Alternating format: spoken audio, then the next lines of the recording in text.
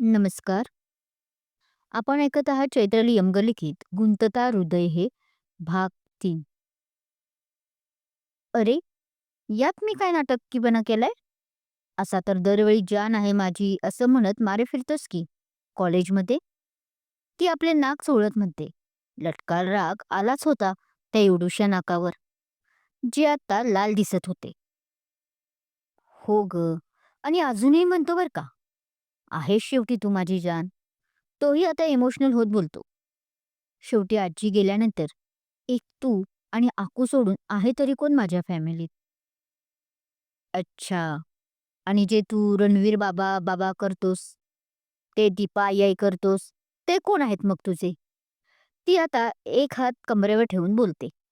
तिला त्याचं असं सेंटी होणं अजिबात आवडायचं नाही. हां, आता तू जर त्यांना अजून आपलं मानत नशील, तर तसं सांग बाबा. म्हणजे मी लगेच बाबाला कॉल करून सांगते. तुझी तुझे लाड जरा कमी करायला. ती त्याला आता पुढे चिडवत म्हणते. हं. आता घरी आपल्या असण्या-नसण्याचा नाही फरक पडत. शिकू करतो ना, आपली कसर सगळी तो एकटाच भरून काढतो. तो हसत यावर आता म्हणतो. त्याला आता एक लहान बाळ दिसते, जे मस्त असं गोरपान आणि तोंडात बोट घालून चावत असलेलं.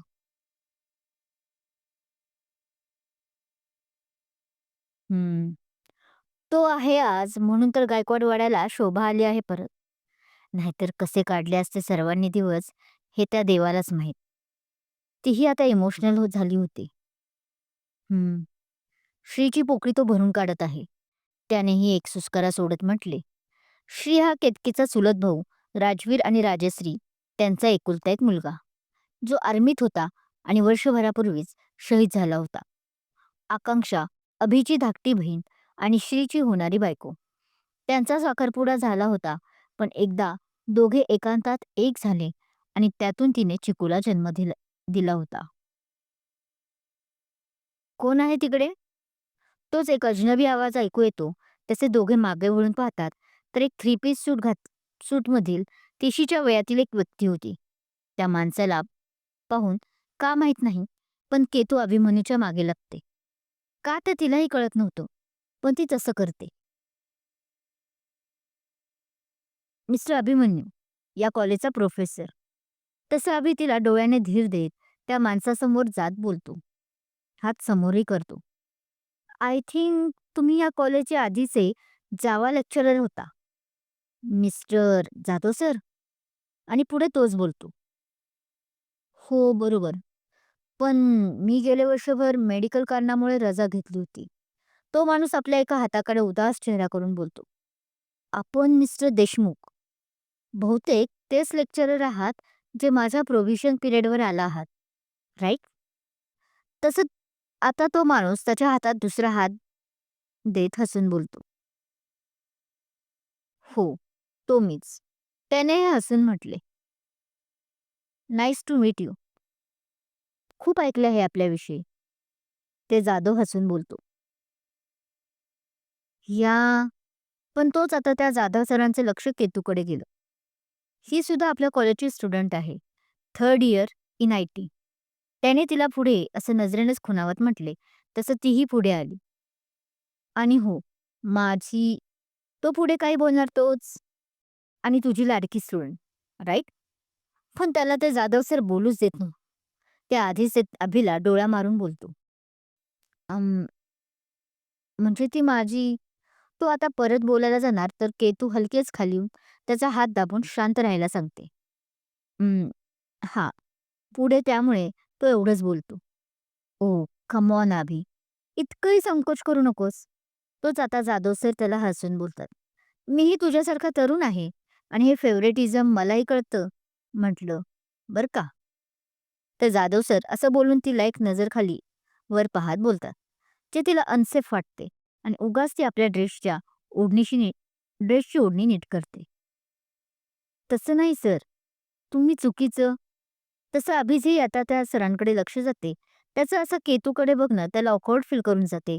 पण आपलाच काहीतरी गैरसमज असावा असं समजून तो फक्त जाधव सरांकडे पाहत बोलतो. "It's okay ray. Enjoy your moment." असं गोल्डन चान्स परत भेटत नाही. जाधव सर यावेळी त्याला मध्येच कट करतात आणि निघून जातात, त्याच्या खांद्यावर थोपटूनच. हे असे कसे आहेत? ते जाताच केतू बोलते. चेहऱ्यावरून उगाच ती आपल्या ओढणीने हात फिरवूनही घेते. का ग? काय झालं? पण तिचं असं बोलणं त्याला पटकन कळत नाही. म्हणजे ते असं काय बोलले? फेव्हरेट स्टुडंट आणि सर या रिलेशनशिपवर? आणि तू या आधी त्यांना ओळखत होतास का? ते सर जाताच आता ते आपल्या प्रश्नाचा भडीमार सुरू करते. ते जस्ट जोक करत होते. तोही आपल्या जाणाऱ्या तोही त्या जाणाऱ्या जाधव सरांकडे पाहत होता. मनात त्यालाही अनेक मनात त्याला हे काहीशे प्रश्न असेच पडले होते. पण आपणही रिॲक्ट झालो तर उगाच केतू सुद्धा काळजीत पडेल म्हणून तो शांत होता. आधीच आयुष्यात त्यांच्या अशी लोकं कमी नव्हती आली. पण त्याला आपल्या प्रेमावर, विशेषतः केतूवर आपला जास्त विश्वास होता. आणि या दोघी आणि याआधी मीही नाही भेटलो. फक्त प्रिन्सिपलकडून नाव ऐकलं आहे त्यांचं. बस. त्याने पुढे क्लिअर केलं. "पण तू अशी का लपली होतीस गं? आणि मी त्यांना तुझं माझं नातं सांगत होतो ना, त्यापासून का थांबवलं मला?" त्याने आता नजर रोखत तिलाच विचारले. "का माहीत नाही, मी का लपले. तुला का सांगू दिले नाही, याचं आश्चर्य तर मलाही वाटत होतं." तसं तीही आता थोडं गोंधळूनच बोलते. "हं, ठीक आहे. सोड आता तो विषय." तसं तो तिला रिलॅक्स फील करवत बोलतो. "चला, लेक्चर आहे ना तुला? जायचं नाही का आज क्लासमध्ये?" तो आता आपल्या घड्याळात पाहत बोलतो. "अरे हो, अक्कूचा पहिला दिवस होता. आपला नाही हे विसरूनच गेले होते मी." तसं तिने सुद्धा मोबाईलमध्ये पाहत म्हटले आणि लगेच त्याला "चल बाय" हे म्हणाली. तिथेच बेंचवर ठेवलेली आपली सॅक घेतच. "अगं हो, हो, जा तूच पण मॅडम." तसं तो तिला आडवत बोलतो. "तुमचे सर सुद्धा अजून इथेच आहे म्हटले." त्याने तिला हसून ही गोष्ट सांगितली. "हो, पण सर आता तुम्ही आमचे सर राहिले नाही आहात. हे विसरला वाटतं." पण तीही शहाणी त्याला मध्येच अडवत बोलते. "तुमच्याकडे सेकंड इयरचा क्लास आहे. आमचा क्लास या जाधव सरांकडे आहे." तीही त्याला पुढे आठवण करून देते. "अरे हो, हे विसरलोच होतो मी." तसं त्यानेही हसून म्हटले. "बरं जा, पण जाण्याआधी माझं तोंड तरी गोड कर." त्याने मिश्किल अंदाजात म्हटले. "चल हट." म्हणत मात्र ती लाजून आपल्या क्लासरूमकडे पळाली. आणि तिला असं परत लाजलेलं पाहून ह्याला फार भारीवाली फिलिंग आली व एक गोड हसू घेऊन तोही तिच्या मागे कॉलेज कॅम्पसकडे वळला. कसे असतील हे नवीन जाधव सर?